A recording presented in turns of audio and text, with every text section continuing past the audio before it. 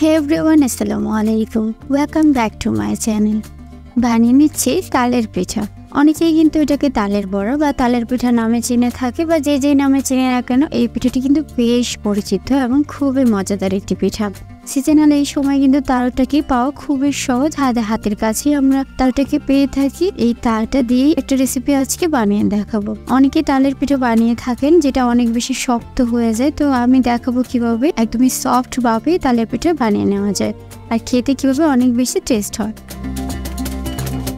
তো এর জন্য আমি প্রথমে একটি সুন্দর তাল নিয়ে নিয়েছি যেটা একদমই পাকা ছিল। এরপর আমি তালের মুখ থেকে খোসাটাকে ছাড়িয়ে নিয়েছি।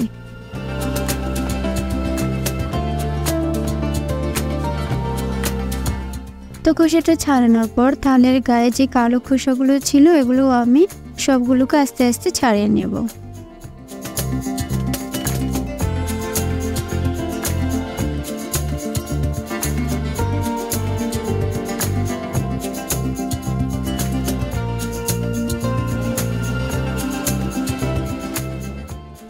তো এইভাবে কিন্তু আমি তালটাকে পুরোটা খোসা ছাড়িয়ে নিয়েছি এবং তালটাকে 3টো টুকরো করে একটু পানি দিয়ে এগুলোকে নরম করে নিচ্ছি। এরপর আমি এই তালটার রসটাকে বের করার জন্য একটা চালনের সাহায্যে তালের রসটাকে বের করে নিচ্ছি। তারপর তালের রসটুকুকে একটা কাপড়ের মধ্যে দিয়ে আমি বেঁধে আধা ঘন্টার জন্য বেঁধে রাখবো যেন কিছুটা পানি ঝরে যায়, কেননা তালের রসটাকে যদি না ঝরানো হয় এই পানিটাই তালের পিঠাটাকে তিতো করে ফেলবে। তো এখানে আমি পানি ঝরানো তালের রসটাকে নিয়ে নিয়েছি। এরপর সাথে নিয়ে নিয়েছি 4টে কলা। কলাটা যদি আপনি একটু বেশি দেন তাহলে কিন্তু পিঠাটা অনেক বেশি সফট হবে আর খেতেও খুবই ভালো লাগবে। এরপর আমি প্রত্যেকটি কলাকে খোসা ছাড়িয়ে নিয়েছি এবং এগুলোকে এখন আমি ম্যাশ করে নিচ্ছি।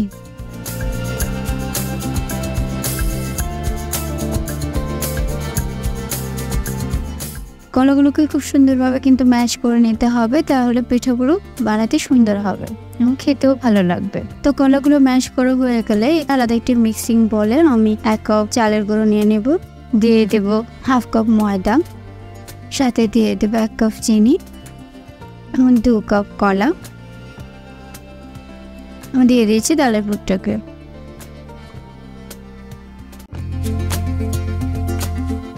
সবশেষ দিয়ে দেবো স্বাদ মতো লবণ। তো এই সবগুলোকে এবার আমি খুব ভালোভাবে হাত দিয়ে মিক্স করে নিচ্ছি। এটাকে আপনি যতটা ভালোভাবে মিক্স করবেন পিঠাগুলো কিন্তু তত বেশি সফট হবে।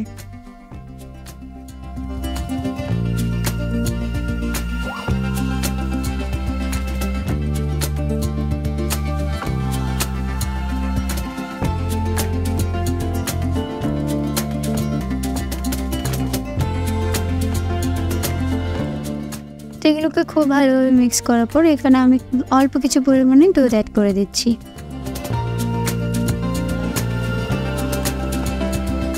এই দুধটা কিন্তু খুবই সুন্দর একটা ফ্লেভার দেবে এবং খেতে অনেক বেশি টেস্ট লাগবে।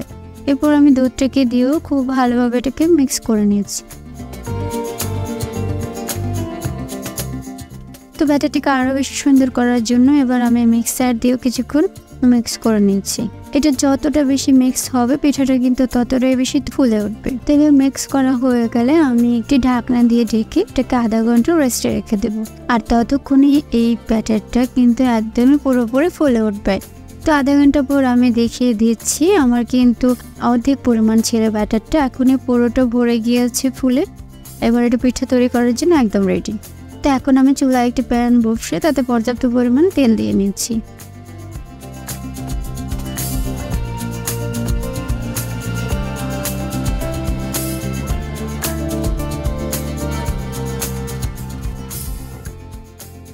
এবার তেলটাকে গরম করে তাতে একটা একটা করে পিঠা দিয়ে নিচ্ছি একটা শেপ করে।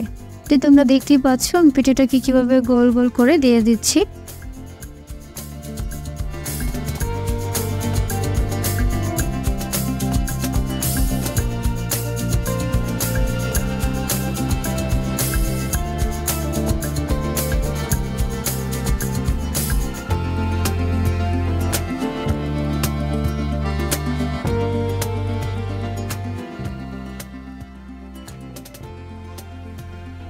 আমি সবগুলো পিঠাকে একটু হালকা নেড়ে চেড়ে দিচ্ছি যেন একটা আরেকটার গায়ে লেগে না যায়। এই পিঠাটা ভাজার সময় কিন্তু একদমই চুলাটাকে হাই হিটে রাখা যাবে না, একটু মিডিয়ামে রাখতে হবে, তাহলে কিন্তু উপরটা পুড়ে যাবে, ভিতরটা হবে না। তাই ওটাকে একটু কম আঁচে ভেজে নিতে হবে, তাহলে পিঠার কালারটাও সুন্দর থাকবে এবং ভিতরটাও পুরোপুরি হয়ে যাবে। তো অল্প কিছুক্ষণ ভাজার পরে এটার মধ্যে খুবই সুন্দর একটা ব্রাউন কালার চলে আসবে, আর তখনই কিন্তু পিঠাগুলোকে একটা একটা করে উল্টিয়ে দিতে হবে। এবার আমি কিছুটা চেক করে নিচ্ছি। তো দেখতেই পাচ্ছ পিঠাটা কিন্তু খুবই সুন্দর একটা কালার চলে আসছে। এবার আমি অন্য পাশটাকেও ভেজে নিচ্ছি। তো দুপাশটাকে আমি কিন্তু এমন সুন্দর একটা কালার করে ভেজে নেব, আর চুলার আঁচটাকে একদম মিডিয়াম আঁচে রেখে দেব। তো দেখতেই পাচ্ছ পিঠাগুলো কিন্তু খুবই সুন্দর কালার চলে এসেছে। উল্টো পাল্টা আমি দুপাশটা এভাবে ভেজে নিয়েছি। এবার একটা ছাঁকনির সাহায্যে আমি পিঠাগুলোকে তুলে নিচ্ছি।